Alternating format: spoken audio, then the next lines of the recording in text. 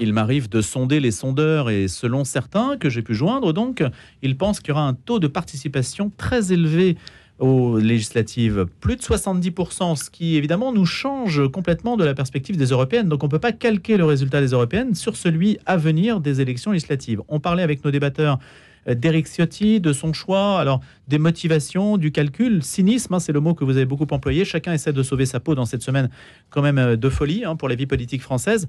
On va reprendre sur cette idée. Je voudrais qu'on dise un mot quand même de Marion Maréchal, d'Éric Zemmour, ce qui s'est passé, parce que on a besoin de comprendre qu'est-ce que ça signifie aussi en termes de recomposition, et puis plus largement, pourquoi la droite implose-t-elle et pourquoi la gauche s'unit.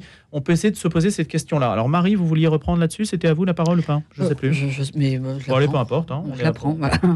La recomposition à droite est plus difficile parce qu'elle est beaucoup moins habituelle. La gauche s'insulte d'une façon extrêmement violente quand ils partent tous, notamment aux européennes, parce que c'est la proportionnelle, ils partent tous en ordre dispersé. Mais là, toutes les différences qui sont quand même extrêmement précises, cruciales entre quand même NPA, LFI et Glucksmann, enfin quand même, ils sont capables, parce qu'ils veulent le pouvoir, ils sont capables de s'unir. La droite, en fait, est prisonnière de vieux schémas, je pense, notamment LR, se croit encore un parti de gouvernement, alors qu'ils sont quand même à des scores historiquement bas, puisque, comme je disais, l'implosion des LR a commencé en 2017. Il y a une espèce de partage des eaux entre la Macronie et le Rassemblement national qui, du coup, s'est quand même aussi recentré. On ne peut pas dire le contraire, on ne peut pas dire indéfiniment qu'il n'a pas changé, parce que c'est faux. On le voit dans ses propres électeurs, dans la sociologie de l'électorat. Et là, pour la première fois, quand même, Jordan Bardella est arrivé en tête chez les retraités. C'est quand même une révolution. Donc voilà. Alors, ce qui s'est passé à Reconquête... C'est parce qu'il est bel homme. Écoutez, je vous laisse la paternité. En tout cas, sa grande force, c'est qu'il est... Ma grand-mère le trouve très bien physiquement. Elle me le répète souvent. Je crois qu'elle lui a pas donné sa voix. À quoi tient le vote? Mais la politique, c'est ça aussi. Et en fait, je pense qu'il y a effectivement un mouvement de recomposition. Alors, ce qui s'est passé à Reconquête, il faut voir plusieurs choses. Je pense que sur le plan des idées, Reconquête, curieusement, mais personne ne le dit, mais pourrait s'arroger la paternité de cette recomposition à droite, en fait. Et personne ne le dit, mais pourquoi le travail, si vous voulez, le travail des idées, de débat des idées autour de cette union des droites, il a quand même été initié par Éric Zemmour et par Marion Maréchal, quand même. Ça a été la raison de son départ du Front National à l'époque. Donc ça, personne ne le dit, mais là-dessus, Éric Zemmour, qui est quand même abandonné et lâché, je pense pour des raisons qui sont uniquement personnelles et passionnelles, parce qu'on se rappelle enfin que la politique est une histoire d'incarnation, de passion, de caractère, d'idées, mais aussi voilà, et pas seulement de posture, etc. Donc voilà, ce qui se passe, c'est cette espèce de tragédie en 3 actes. On a encore 15 jours, je ne suis pas sûre que la recomposition de la droite s'arrête aujourd'hui. Je pense que eux aussi vont se mobiliser. Il va falloir qu'ils soient un peu moins idéologiques, un peu moins dans les postures, et du côté des LR, un peu moins accrochés quand même à leur poste, à leur petit confort. Il faut qu'ils sortent des salons du Palais Bourbon pour aller voir ce qui se passe dans la rue. Et à ce moment-là, on verra si la droite arrive à mobiliser comme la gauche le fait, sans aucun problème. Alors, sans aucun problème, on n'en est pas sûr, mais médiatiquement parlant, c'est un front uni qui s'appelle Front Populaire. Et là encore, je voudrais dire, et après je vous laisse la parole, je suis désolée, c'est quand même une invocation encore abusive des mannes de l'histoire. Et là, franchement, ça devient détestable. Oui, c'est ce que vous disiez, Marie. Oui. D'un côté, on invoque le gaullisme, tout ça, Stop, il faut la longue parler histoire, du présent. alors que est-ce que ça signifie vraiment quelque chose aujourd'hui dans l'esprit des gens? Ça serait intéressant de sonder ça aussi, cet aspect-là. Philippe Clanchet. Juste un petit mot sur l'histoire de l'union des droites qui viendrait du côté de Zemmour-Maréchal. Je pense que c'est un concept d'union des droites avec le mot droite et qui a ses limites auprès du public. Parce que ce que veut le grand public qui va voter Rassemblement national, c'est du neuf. Et le terme de droite, c'est un vieux terme dont les gens, à mon avis, ne veulent plus. Donc ça peut avoir ce risque-là. Donc c'est pas la solution non plus idéale, je pense, à droite. Si on revient vers la gauche, juste pour dire que le peuple de gauche, c'est un lieu commun, est en souffrance depuis maintenant très très longtemps. il a beaucoup souffert du macronisme. Et là, il y a un espoir extraordinaire qui est né depuis dimanche à gauche. Effectivement, Marie l'a dit, il y a cette culture de rassemblement qui a toujours été inégale. Enfin, quand l'union de la gauche sous Mitterrand, c'est pour écraser le Parti communiste, tout le monde le sait. La gauche plurielle, c'est peut-être quelque chose d'un peu plus open, parce qu'à l'époque, le Parti socialiste dominait peut-être un petit peu moins les mouvements écologiques qui avaient le vent en poupe. Donc c'est peut-être un petit peu le modèle, un espèce de modèle idéal. Et là, alors on retrouve le mot de Front populaire. Bon, je crois que c'est Raphaël Glucksmann, le premier, qui a sorti ce terme-là dimanche soir.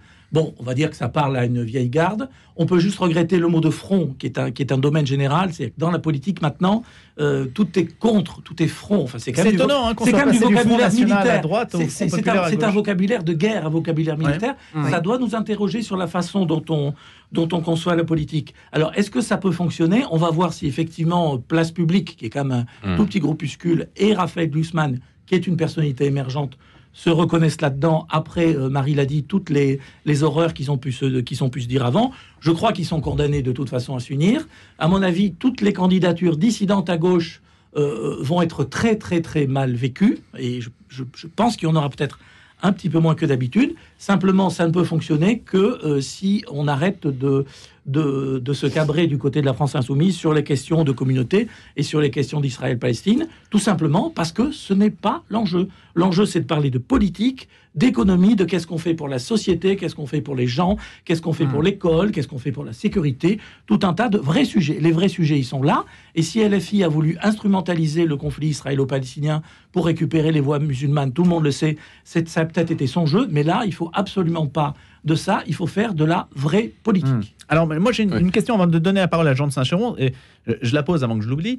C'est pourquoi l'antisémitisme, qui a été un frein majeur, pour ne pas dire le point de blocage majeur de l'union des droites dont vous parliez à l'instant, depuis le détail de Jean-Marie Le Pen et l'ostracisation donc, du Front National qui a suivi, qui a bloqué finalement le mécanisme à droite pendant 40 ans, et c'était autour de l'antisémitisme.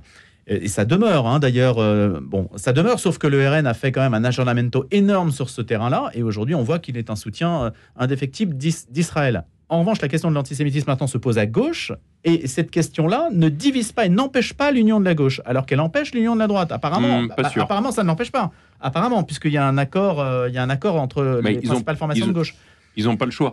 On va y revenir dans un instant. Mais pour le moment, ils n'ont pas le choix, mais en fait, ça va exploser 24 heures plus tard. Mais intellectuellement parlant, ça devrait être un point de blocage très intéressant, parce qu'à mon avis, si effectivement ce nouveau Front populaire se maintient dans les 3 semaines qui viennent, ils vont être obligés d'annoncer qui, en cas de victoire, sera Premier ministre, parce qu'il y a quand même une proportion énorme des électeurs, y compris de la gauche, qui ne veulent pas entendre parler de Jean-Luc Mélenchon, qui le détestent, qui trouvent que c'est un personnage absolument monstrueux. Mais il veut être Premier ministre. Mais oui, il veut absolument être Premier ministre, mais à qui certains électeurs de gauche ne donneraient pas leur voix, y compris contre l'extrême droite, contre un candidat de la Macronie, évidemment, mais y compris contre l'extrême droite, qui s'abstiendrait ou voterait blanc. Et ils sont nombreux, et on voit bien que ça, c'est le mouvement de fond, à dire tout sauf Mélenchon.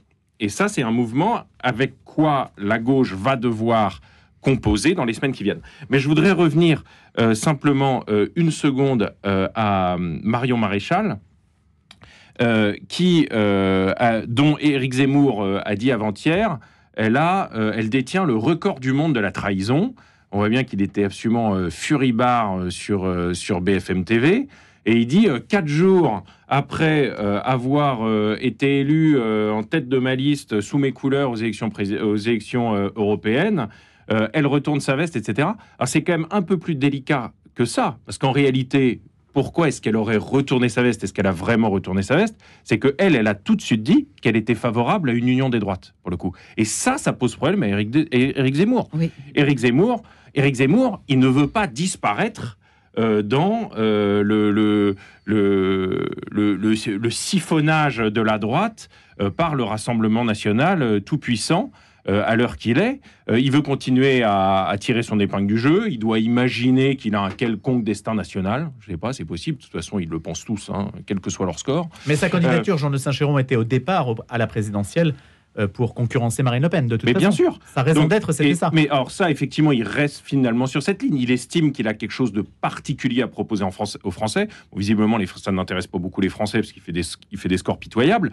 Mais il ne supporte pas le fait, finalement, que Marion Maréchal dise « l'important, c'est de battre la Macronie et ou la gauche, et donc, unissons-nous ». C'est là-dessus que Marion Maréchal a dit je vais aller négocier un accord avec Marine Le Pen et Jordan Bardella. C'est pas qu'elle soit retournée au RN au vu du score des élections européennes le dimanche soir. Non, c'est le fil rouge quand même de toute son attitude politique depuis une dizaine d'années quand même. Elle a quitté le RN pour ça, parce que le RN était farouchement contre l'union des droites qu'il jugeait superflu, et bon, il y avait une culture de parti quand même extrêmement monolithique, et elle a rejoint Éric Zemmour pour ça, elle est retournée en politique pour cela, donc en fait elle trahit, je ne sais pas dans quelle mesure, elle ne gagne rien pour elle, donc je ne vois pas en quoi c'était un plan combiné, etc. J'avoue que j'ai du mal à croire.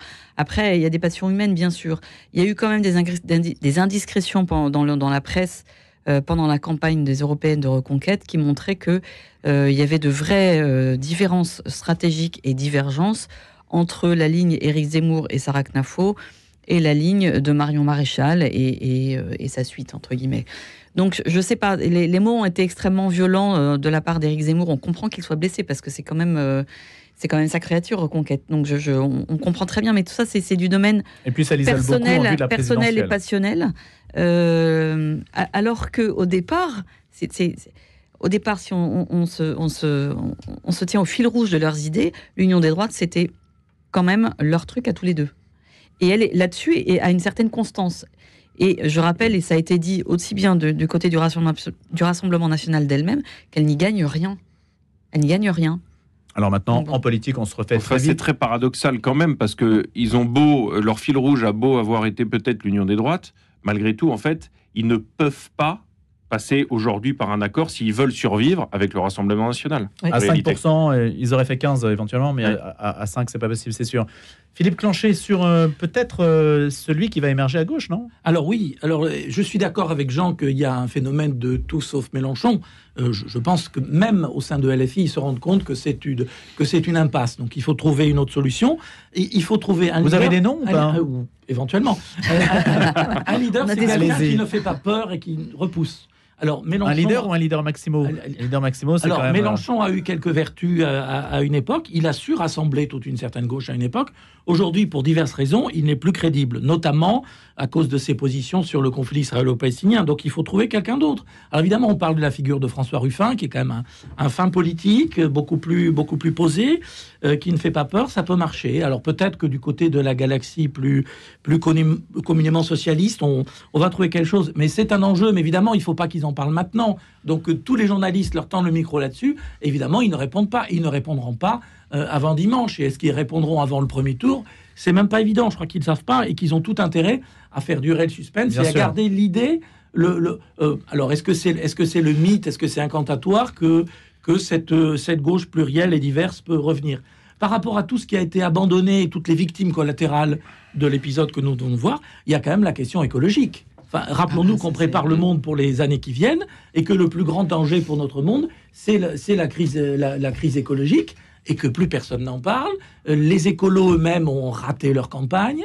Le sujet a été évacué et qu'il ne faut pas oublier que c'est quand même plus important que de savoir si un tel ou un tel est plus ou moins antisémite. Mais ça veut dire quoi ? Il faudrait le remettre au cœur, et je pense que la gauche peut gagner si elle remet cet enjeu-là, cette réalité, au cœur de son débat. Encore une fois, la gauche peut gagner si elle refait de la vraie politique et pas des choses qui sont quand même un petit peu secondaire à mon avis. C'est un enjeu si elle veut réussir à dépasser les 25-30% qu'elle a aujourd'hui pour faire une majorité et pour envisager un jour de revenir au pouvoir. Pourquoi pas à l'Élysée ? On sait pas, on n'en est pas là. On ne sait pas ce qui se passe dans 3 jours, donc on ne va pas parler de dans 2 ans. Mais voilà. En tout cas, la perspective d'avoir le RN au gouvernement fait qu'il y a une remobilisation sans doute en face. C'est pour ça que je disais que des sondeurs voient une forte mobilisation aussi aux élections législatives, la réserve de voix du RN, et puis en face, l'idée de remobiliser contre lui.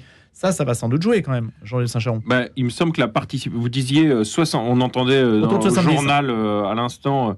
70% de participation projetée, effectivement, ça fait très très longtemps qu'on n'a pas eu ça à des élections législatives. Il me semble que c'était 53% en 2022, mais ce qui fait qu'il est extraordinairement difficile de faire des pronostics. En plus, on est quand même encore à 3 semaines de l'impact. Alors certes, il y aura sans doute, comme toujours, ça c'est une constante en démocratie et en France ces 50 dernières années, une prime au candidat sortant, une prime au sortant.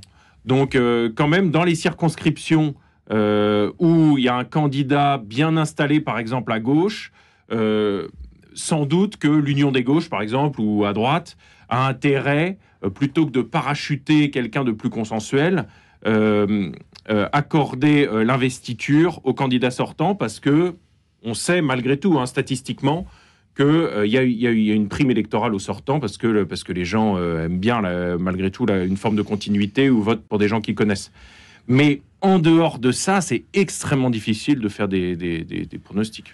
Pour aller dans votre sens, Jean, effectivement, moi j'habite dans une terre qui est maintenant conquise par le Front National depuis quelque temps. Et la question, c'est que personne ne veut y aller en face parce que l'idée de se présenter pour se faire ratatiner par le RN en place, voilà. Donc effectivement, dans un délai si court, ça va être très compliqué. Donc voilà. Alors après, à gauche, le problème, c'est qu'ils ont des questions d'équilibre entre les différentes familles et que parfois, pour des histoires d'accords d'appareil, on va mettre quelqu'un qui est peut-être pas le sortant, qui est peut-être pas le candidat le mieux implanté. Et là, c'est vrai que c'est très très compliqué de faire ça en quelques jours. Mais la gauche a quand même ce talent, faut-il le reconnaître quand même, Philippe, c'est d'arriver quand même à s'entendre avant une échéance électorale et puis après à se distribuer les postes entre soi et les équilibres. Vous voyez, c'est quand même une force, hein. Oui, parce que pas à droite quand même. Parce que c'est dans sa culture. Et encore une fois, c'est le peuple. Il faudrait dire le peuple des gauches maintenant, parce que c'est vrai qu'elles sont très diverses. Qui se dit, on en a marre de perdre les élections depuis 20 ans. Voilà, déjà que le quinquennat de François Hollande n'a pas été très très excitant pour des gens qui ont des valeurs de gauche. Et voilà. Et quand on en a marre de perdre, on est prêt à faire des concessions, à s'allier avec les voisins, à faire cet effort-là. Et là, il y a un espoir. Qui risque d'être un petit peu déçu, il ne faut pas non plus être naïf, mais il y a un véritable espoir et il y a une véritable mobilisation. Ce matin, quand j'ai pris mon train, il n'y avait qu'un camp qui tractait, c'était la gauche. Ouais, et cela dit, je pense que ceux qui, au sein de la gauche, seront le moins favorables, peut-être que les 3 semaines qui viennent me donneront tort, mais seront le moins favorables à l'union, c'est les mélenchonistes. C'est en fait, c'est la ligne dure de LFI, qui précisément veut l'inverse de ce que tout le monde veut, c'est-à-dire que Jean-Luc Mélenchon soit Premier ministre aujourd'hui. Et cette ligne-là, elle existe. Et c'est ça qui hérisse le poil d'un Raphaël Glucksmann, par exemple.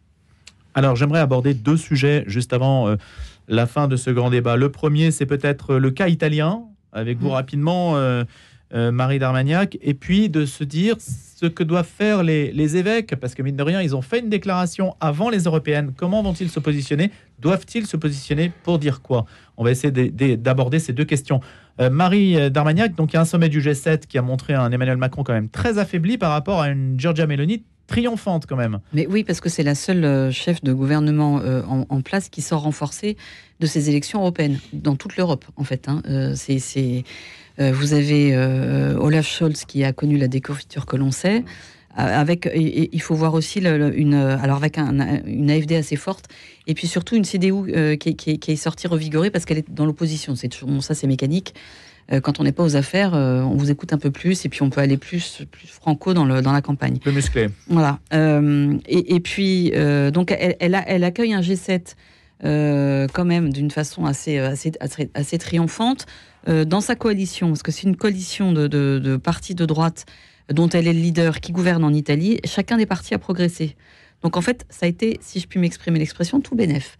Et après, au bout de 18 mois, elle en a fait un référendum vraiment national. Au bout de 18 mois de pouvoir, visiblement, les Italiens, 47% des Italiens lui ont, 47% de la coalition, c'est la coalition, lui ont renouvelé sa confiance. Donc effectivement, elle est en position de force par rapport sur le plan européen, par rapport au couple franco-allemand. En revanche, c'est vrai que le PPE, lui, est ressorti quand même un petit peu renforcé. Alors, Ursula von der Leyen est sortie dès le soir des élections extrêmement triomphante. La majorité Ursula va être conduite, etc. Renew a quand même baissé. Les Verts sont partis un petit peu aussi très bas.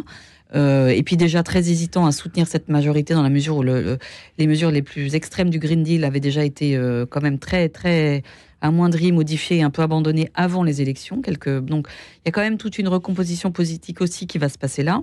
Elle avait dit, et on a dit d'elle plutôt, Giorgia Meloni. Voilà, qu'elle allait soutenir la candidature d'Ursula von der Leyen. Je pense qu'elle va d'abord pour l'instant elle a une position très très attentiste parce que il y a eu l'éruption, il y a des répercussions européennes dans la situation française, forcément.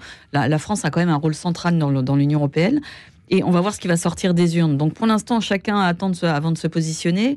Et si elle doit soutenir Ursula, c'est au prix d'un commissaire de poids qu'elle va, et notamment sur le plan économique, qu'elle essaiera d'obtenir. Donc elle joue en patriote qu'elle est, toujours l'Italie d'abord quand même, son pays d'abord, pour le redresser, etc. Elle a été élue pour ça, donc elle fait ce qu'elle a dit qu'elle ferait.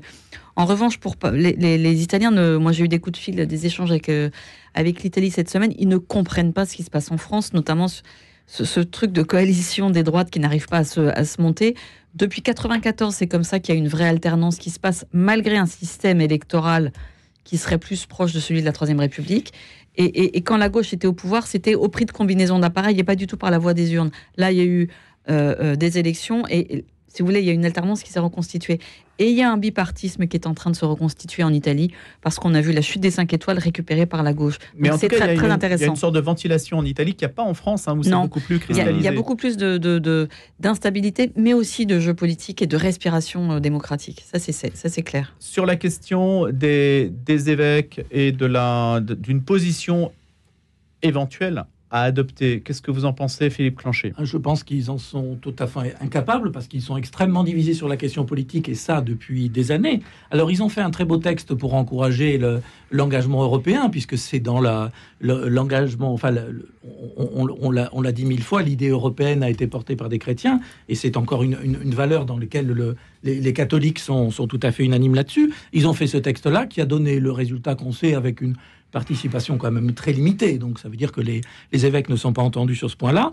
Sur un positionnement politique, ça fait bien longtemps que les grands textes contre l'extrême droite, ça remonte à un épiscopat d'il y a 15 ans. Aujourd'hui, moi, je serais... Mais non, avant les européennes, c'était barrage aux extrêmes, etc. Quand même. Ah non, c'était... oui, l'idée que les évêques n'aiment pas les extrêmes d'une manière générale, mais il fut une époque où il y avait un positionnement clair contre l'extrême droite, peut-être parce que l'extrême gauche était moins dangereuse, faisait moins peur qu'aujourd'hui. Mais je crois qu'aujourd'hui, on ferait un sondage chez les évêques. À mon avis, ça serait une division extrême. Il y aurait pas mal de reconquêtes, de rassemblement national et toutes les réalités. De même qu'on montre que les catholiques sont à peu près divisés dans toutes les familles politiques. Enfin, les derniers sondages l'ont montré. Et pourquoi donc, ne faites-vous pas cette enquête, Philippe ?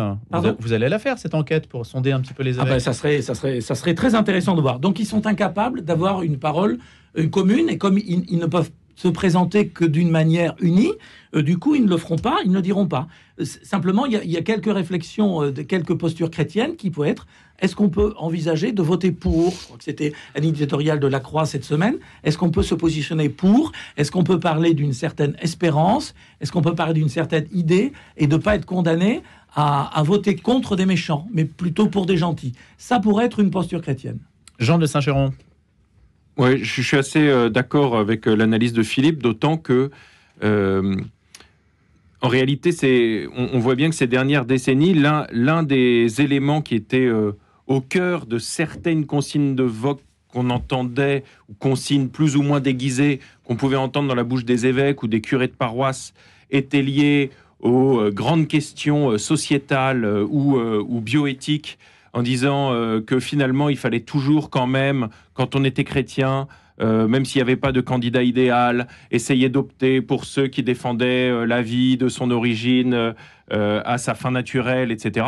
Quand on voit que Jordan Bardella, Marine Le Pen ont tous voté pour l'inscription de l'IVG dans la Constitution, et que Jordan Bardella s'en est même félicité le lendemain matin en disant que c'était un droit fondamental, etc., pour que les catholiques ou que certains catholiques continuent à appeler, comme je l'entends parfois dans les couloirs ces derniers jours, pour le Rassemblement national, là, il y a aussi des masques qui tombent, finalement, parce que c'est plus du tout sur ce genre de ligne rouge que se fait, par exemple, l'appel à voter pour une droite dure dans les rangs catholiques. C'est sur autre chose. En réalité, c'est sur la peur de l'islam. C'est une évidence absolue, mais il y avait cet alibi de la bioéthique qui permettait de dire mais non, mais c'est ça la raison, vous comprenez bien, c'est ça la grande raison catholique. En réalité, ça n'est absolument pas le cas, et c'est autre chose qui fait que certains catholiques optent pour ces partis. En tout cas, cette campagne aura suspendu le projet de loi sur la fin de vie dans l'état actuel, et on verra si ça reprend avec une mandature prochaine. Merci beaucoup à tous les trois, Marie d'Armagnac, Jean de Saint-Chéron et Philippe Clanchet. Excellente journée et à bientôt.